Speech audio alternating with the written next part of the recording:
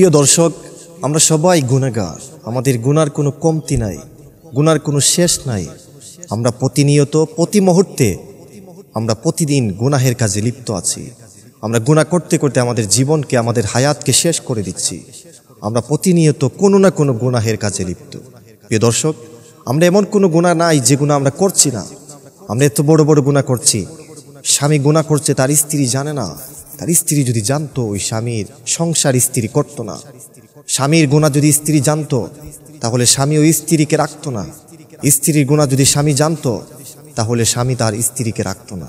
প্রিয় দর্শক, ইমাম সাহেবের গুনার খবর যদি মুসল্লিরা জানতো, ইমাম সাহেবের পিছনে মুসল্লিরা নামাজ পড়তো না।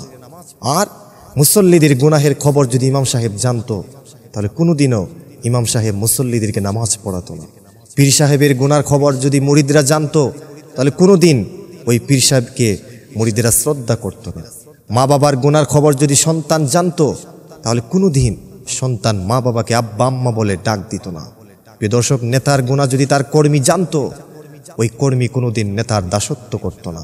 এই যে অসংখ্য গুনার কাজে আমরা লিপ্ত আছি, আমাদের এই গুনার খবর কেউ জানে না, কেউ দেখে না।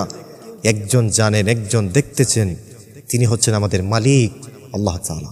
প্রিয় দর্শক, এই জন্য আল্লাহ তাআলা বলছেন, বান্দারে তুই যত গুনাহ করস না কেন, যত নাফরমানি করস না কেন, কুল ইয়া ইবাদ আল্লাযীনা আসরাফু আলা আনফুসিহিম লা তাকনাতু মির রাহমাতিল্লাহ। আল্লাহ ডেকে ডেকে বলছেন, বান্দা তুই যত গুনাহ করস না কেন, যত নাফরমানি করস না কেন, তুই আমার রহমত থেকে নৈরাশ হইস না। আল্লাহ তাআলা বলছেন, ইন্নাল্লাহা লা ইয়াগফিরু আন ইউশরাকা বিহি ওয়া ইয়াগফিরু মা দুনা যালিকা লিমান ইয়াশা। তুই যত গুনাহ করস না কেন, শিরক ব্যতীত আমি সকল গুনাহ তোকে ক্ষমা করে দিব। যুবক, তুমি আজকে তোমার যৌবনকে কোন পথে বিয়ে করছো? তুমি মনে রাখবে, রং ধরা যৌবন জং ধরে শেষ হয়ে যাবে। এই যৌবন বয়সেই তুমি তোমার যৌবনকে কাজে লাগাও রব্বে কারীমের ইবাদতের মাধ্যমে। নবীজি বলছেন, শাবুন নাশাআ ফি ইবাদাতিল্লাহ। কিয়ামতের মাঠে 7 শ্রেণীর মানুষকে আল্লাহর হাবিব ডেকে ডেকে আরশে আজিমের নিচে তাদেরকে জায়গা দিবেন। তার মধ্যে 1 শ্রেণীর মানুষ হচ্ছে ওই যুবক, যে যুবক তার যৌবন বয়সে ইবাদত করেছে রব্বে কারীমের। যুবক, তুমি যদি গুনার কাজে লিপ্ত হয়ে যাও, এখনো সময় আছে, তাওবা করো, আল্লাহর কাছে ক্ষমা চাও।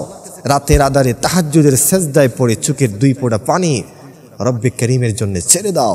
আল্লাহর কাছে বেশি বেশি করে ইস্তেগফার পড়ো। তোমার পাহাড় পরিমাণ গুনাহ হলেও রব্বে কারীম তোমার গুনাহকে ক্ষমা করে তোমাকে নিষ্পাপ বেহেশতি বানিয়ে দিবে।